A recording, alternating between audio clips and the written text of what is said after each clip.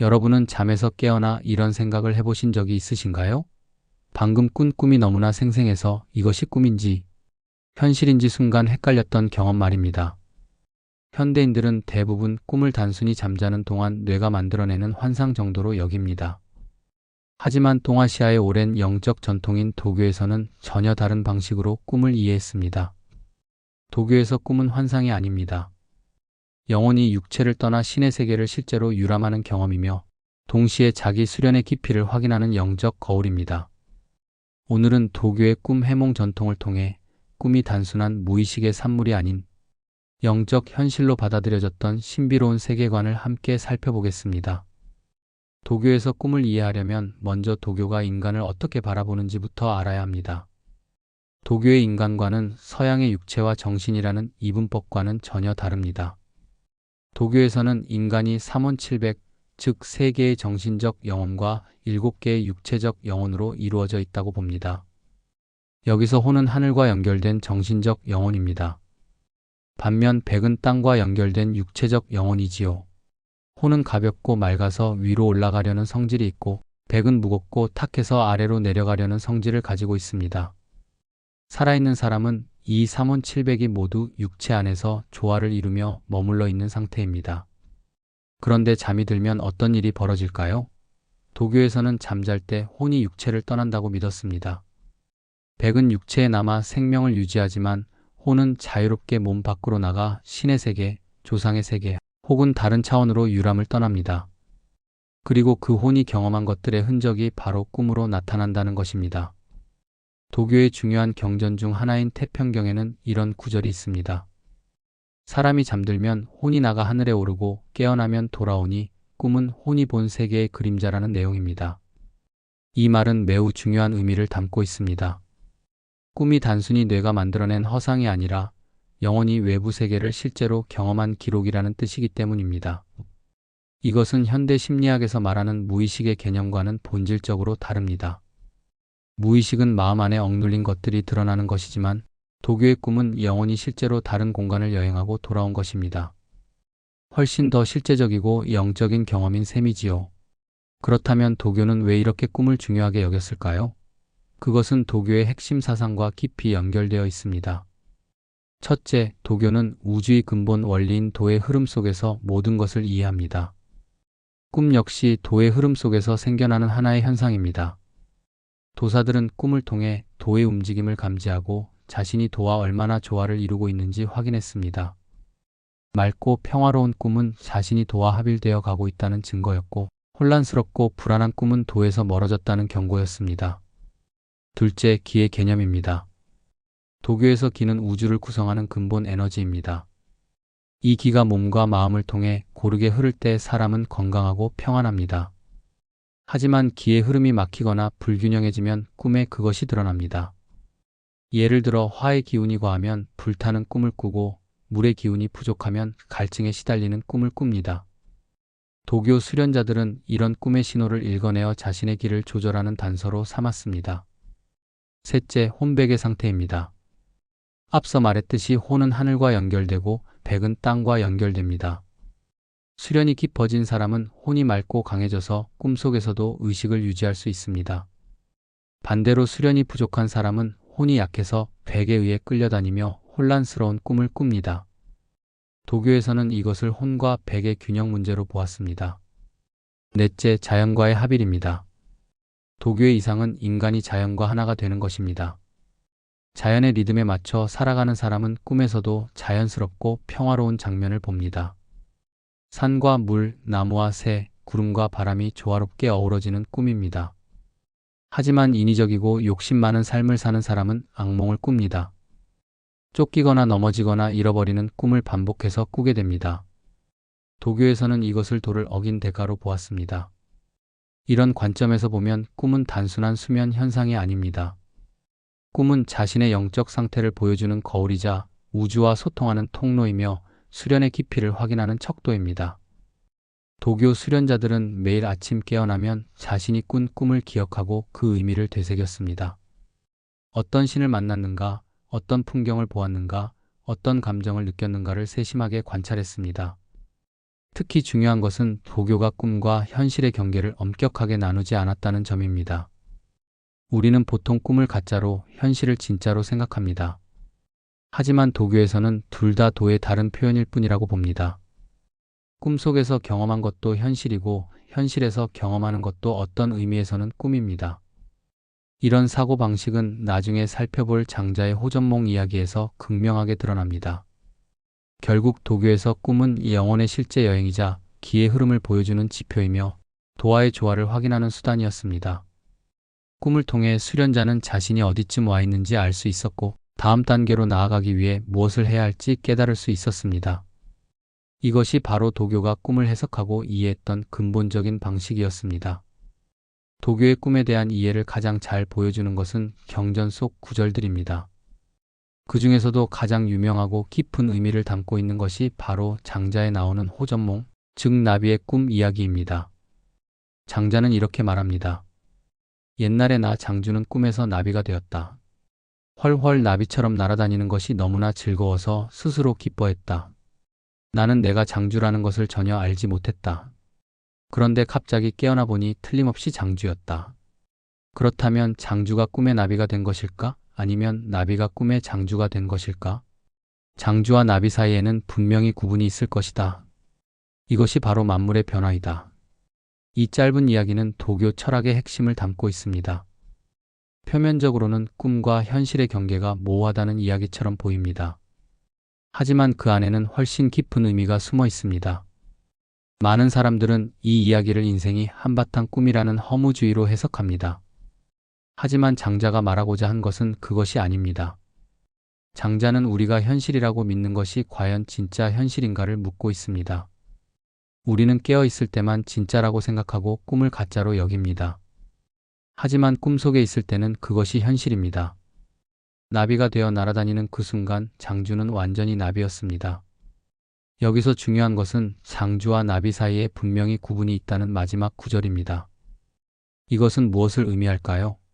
학자들은 이것을 참된 자아와 거짓 자아의 구분으로 봅니다. 꿈속에서 나비가 되었을 때는 자기를 잃어버린 상태입니다. 진짜 자신이 누구인지 모르는 채 나비의 정체성으로 살아가는 것이지요. 하지만 깨어난다는 것은 참된 자기를 찾는다는 의미입니다. 도교 수련의 목표는 바로 이 깨어남입니다. 우리는 일상에서 끊임없이 무언가가 되려고 합니다. 부자가 되려 하고 유명해지려 하고 성공하려 합니다. 하지만 그것은 모두 나비의 꿈과 같습니다. 진짜 자신을 잃어버리고 다른 무언가의 정체성으로 살아가는 것입니다. 장자는 이것을 만물의 변화라고 불렀습니다. 겉으로 보기에는 장주와 나비가 전혀 다른 존재입니다. 하지만 본질에서는 같습니다. 형태는 끊임없이 변하지만 그 안에 도는 변하지 않습니다. 이것이 바로 도교가 꿈을 통해 말하고자 했던 핵심입니다. 도교의 또 다른 중요한 경전인 태평경에도 꿈에 대한 구절이 나옵니다. 사람이 잠들면 혼이 나가 하늘에 오르고 깨어나면 돌아온다는 내용입니다. 이것은 꿈을 영혼의 실제 여행으로 보는 도교의 관점을 분명하게 보여줍니다. 이런 경전들을 바탕으로 도교에서는 두 가지 방향으로 꿈 해석의 전통을 발전시켰습니다. 첫 번째는 수도와 연결된 꿈의 해석입니다. 도사들은 수련 중에 꾸는 꿈을 통해 자신의 영적 진전을 확인했습니다.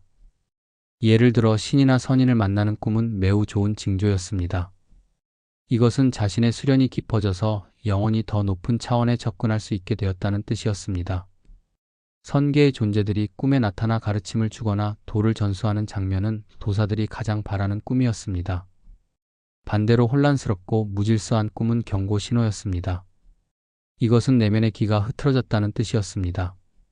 수련이 제대로 되지 않거나 마음이 안정되지 못했거나 욕망에 흔들리고 있다는 표시였지요. 이런 꿈을 꾸면 도사들은 즉시 자신의 수련 방법을 점검하고 마음을 다잡았습니다. 특히 도교 수련자들이 추구한 것은 청명한 꿈이었습니다. 이것은 몸은 자고 있지만 의식은 깨어있는 상태를 말합니다. 현대적으로 말하면 자각몽과 비슷합니다. 청명한 꿈 상태에서는 꿈속에서도 자신이 꿈을 꾸고 있다는 것을 알고 의도적으로 꿈의 내용을 조절할 수 있습니다. 이것은 매우 높은 수련 단계였습니다. 청명한 꿈을 꿀 수 있다는 것은 혼이 백에 완전히 지배당하지 않는다는 뜻이었습니다. 영혼이 강해져서 잠자는 동안에도 자기 주체성을 잃지 않는 것이지요. 도교에서는 이런 상태를 몽중수도, 즉 꿈속에서도 도를 수행하는 단계라고 불렀습니다. 최고 경지에 이른 도사들은 꿈과 현실의 구분이 완전히 사라진다고 합니다. 이것은 허무주의가 아닙니다. 오히려 꿈이든 현실이든 모든 순간을 똑같이 깨어있는 의식으로 경험한다는 뜻입니다. 이것이 바로 장자가 말한 소요유, 즉 완전한 자유의 경지였습니다.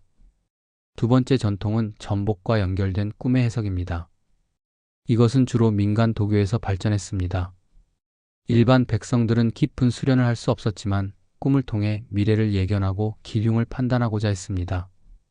이를 위해 몽서나 몽경 같은 도교 서적들이 만들어졌습니다. 이 책들에는 수백 가지 꿈의 상징과 그 의미가 기록되어 있었습니다. 물을 보는 꿈, 용을 보는 꿈, 불을 보는 꿈 등 각각의 의미가 자세히 설명되어 있었지요. 이런 전통은 나중에 한국과 중국, 일본의 꿈 해몽서의 원형이 되었습니다. 하지만 도교의 꿈 해석은 단순한 전복을 넘어섭니다. 도교는 꿈을 통해 자신의 내면을 들여다보고 우주와의 관계를 이해하며 궁극적으로는 도에 이르는 길을 찾고자 했습니다. 꿈은 단순히 미래를 예측하는 도구가 아니라 자기 자신을 이해하고 변화시키는 수단이었던 것입니다. 오늘날 한국과 중국에서 여전히 많은 사람들이 참고하는 주공의 몽이라는 책이 있습니다. 꿈을 꾸고 나서 그 의미가 궁금할 때 사람들이 가장 먼저 찾는 책이지요. 이 주공의 몽은 사실 도교적 세계관과 민간 신앙이 결합되어 만들어진 대표적인 꿈 해몽서입니다. 주공은 중국 고대 주나라의 현명한 정치가였습니다. 그는 예법과 제도를 정비한 인물로 유교에서도 높이 받들어졌지요. 하지만 주공의 몽이라는 책 자체는 유교적이라기보다는 도교의 천인합일 사상을 깊이 반영하고 있습니다. 하늘과 인간이 하나로 연결되어 있으며 꿈을 통해 하늘의 뜻을 읽을 수 있다는 믿음이 바탕에 깔려 있는 것입니다. 주공의 몽에서는 꿈을 크게 네 가지로 분류합니다. 첫째는 신몽입니다. 이것은 신이나 조상이 직접 전하는 계시의 꿈입니다. 가장 중요하고 강력한 꿈으로 여겨졌지요.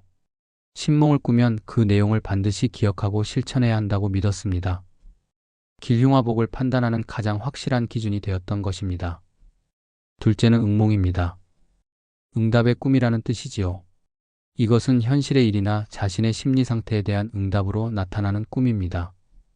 예를 들어 중요한 결정을 앞두고 고민하고 있을 때 꿈에서 그 답을 얻는 경우가 여기에 해당합니다. 내면의 목소리가 꿈으로 표현된 것이라고 볼 수 있습니다. 셋째는 사몽입니다. 생각의 꿈이라는 뜻입니다. 낮에 생각하고 고민했던 것이 밤에 그대로 꿈으로 나타나는 것을 말합니다. 도교에서는 이런 꿈을 가장 단순한 종류로 봤습니다. 영적인 의미는 크지 않고 단지 마음의 잔상일 뿐이라고 여겼지요. 넷째는 혼몽입니다. 이것이 가장 신비로운 꿈입니다. 혼이 육체를 떠나 다른 차원으로 여행을 떠난 꿈을 말합니다. 앞서 설명했던 도교의 핵심 개념이 바로 여기에 담겨 있습니다. 혼몽을 꾸는 것은 영적 체험이며 수련이 깊어진 증거로 받아들여졌습니다. 그렇다면 도교에서는 구체적으로 꿈의 상징들을 어떻게 해석했을까요? 몇 가지 중요한 상징들을 살펴보겠습니다. 먼저 물입니다. 물은 기의 순환과 정화 그리고 생명력을 상징합니다. 맑은 물을 보는 꿈은 매우 길한 꿈이었습니다. 내면의 기가 깨끗하게 정화되고 있다는 뜻이었지요. 반대로 탁한 물이나 더러운 물을 보는 꿈은 병이나 혼탁의 징조였습니다. 기의 흐름이 막혀 있거나 나쁜 에너지가 쌓였다는 경고였던 것입니다. 뱀과 용도 중요한 상징이었습니다. 뱀은 강한 기운과 미완성의 가능성을 나타냅니다. 수련 중인 사람이 뱀 꿈을 꾸면 자신의 영적 에너지가 아직 완전히 개화하지 않았지만 잠재력이 크다는 의미였습니다. 반면 용은 도의 변화와 완성을 상징했습니다. 용 꿈은 수련자에게 최고의 길조였지요. 자신이 도에 한층 가까워졌다는 확실한 표시였습니다. 나무는 생명력과 수련의 뿌리를 나타냅니다. 건강하게 자라는 큰 나무를 보는 꿈은 덕이 무르익고 있다는 뜻이었습니다. 뿌리가 깊고 가지가 무성한 나무일수록 더 좋은 꿈이었지요. 하지만 시든 나무나 쓰러진 나무는 기운이 쇠약해졌다는 경고였습니다. 불은 내면의 정화와 도력의 상승을 의미합니다. 적당한 불은 수련에 도움이 되는 좋은 기운입니다. 단전에서 따뜻한 기운이 올라오는 것처럼 불꿈은 영적 에너지가 활발히 움직이고 있다는 신호였습니다. 하지만 지나치게 큰 불이나 통제할 수 없는 불은 분노나 탈선의 위험을 경고했습니다. 새, 특히 학은 신령한 존재와 선계로의 상승을 상징했습니다. 하얀 학이 하늘로 날아오르는 꿈은 도사들이 가장 바라는 꿈 중 하나였습니다. 자신의 혼이 속세를 벗어나 신선의 세계로 올라갈 준비가 되었다는 뜻이었으니까요. 죽음의 꿈도 부정적으로만 해석하지 않았습니다. 도교에서 죽음은 변환과 기의 재생을 의미했습니다. 육체와 영이 분리되는 과정이기도 하지만 동시에 새로운 시작이기도 했습니다. 자신이 죽는 꿈을 꾸면 오히려 낡은 자아가 사라지고 새로운 자아로 거듭난다는 긍정적 해석도 가능했습니다. 거울은 내면의 성찰과 도화의 합의를 상징했습니다. 맑은 거울에 자신의 얼굴이 또렷하게 비치는 꿈은 자기 자신을 제대로 알아가고 있다는 뜻이었습니다. 도교에서는 자기 성찰을 매우 중요하게 여겼기 때문에 거울 꿈은 수련의 올바른 방향을 확인시켜주는 꿈이었습니다. 이런 상징들은 고정된 것이 아니었습니다. 같은 상징이라도 꿈을 꾼 사람의 상황과 수련 단계에 따라 의미가 달라질 수 있었습니다. 도교는 획일적인 해석을 경계했습니다. 꿈은 살아있는 도의 표현이기 때문에 유연하게 이해해야 한다고 믿었던 것입니다.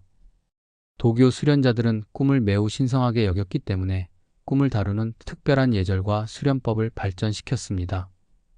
이것은 단순히 잠을 자는 것이 아니라 영혼의 여행을 준비하는 영적 의식이었습니다. 첫 번째로 중요한 것은 청기수면법입니다. 잠들기 전에 맑은 기운을 들이마시고 잡념을 멈추는 방법입니다. 도사들은 잠자리에 들기 전 반드시 명상을 했습니다. 조용히 앉아 호흡을 고르게 하고 낮 동안 쌓인 탁한 기운을 내보냅니다. 그리고 우주의 맑은 기운을 천천히 들이마십니다. 이렇게 몸과 마음을 정화한 후에야 잠자리에 눕습니다. 잠들기 직전에는 조용히 기도를 올렸습니다. 신령한 혼이 맑은 세계로 나아가길 바란다는 기원이었지요. 이것은 단순한 희망이 아니라 자신의 의지로 혼의 방향을 정하는 행위였습니다. 맑은 마음으로 잠들면 혼도 맑은 곳으로 간다고 믿었기 때문입니다. 두 번째는 몽중수도입니다. 꿈속에서도 도를 수행하는 단계를 말합니다. 이것은 매우 높은 경지였습니다. 보통 사람들은 꿈속에서 자신이 꿈을 꾸고 있다는 것조차 모릅니다. 하지만 수련이 깊어진 도사들은 꿈속에서도 의식을 유지할 수 있었습니다. 꿈속에서 깨어있다는 것은 어떤 의미일까요? 혼이 육체를 떠나 다른 세계를 유람할 때도 자신이 누구인지 잊지 않는다는 뜻입니다. 장자가 나비가 되었을 때 장주를 잊어버린 것과는 다릅니다. 몽중수도의 경지에 이른 사람은 꿈속에서도 자기 수련을 계속할 수 있습니다. 도교에서는 이런 상태를 영혼의 자각이라고 불렀습니다. 궁극적으로는 꿈과 현실의 구분이 완전히 사라지는 경지입니다. 이것은 혼란이 아닙니다. 오히려 어떤 상태에서든 똑같이 깨어있는 완전한 의식을 의미합니다. 잠들어도 깨어있고 깨어나도 꿈처럼 자유로운 경지였던 것입니다. 세 번째는 불길한 꿈의 정화법입니다. 아무리 수련을 쌓아도 때로는 악몽을 꿀 수 있습니다. 꿈에서 악귀를 보거나 피를 보거나 혼란스러운 장면을 경험할 수 있지요. 도교에서는 이런 꿈을 그냥 넘기지 않았습니다. 악몽을 꾸고 깨어난 다음 날 도사들은 반드시 정화의식을 행했습니다. 먼저 향을 피웁니다. 향연이 피어오르며 탁한 기운을 몰아냅니다.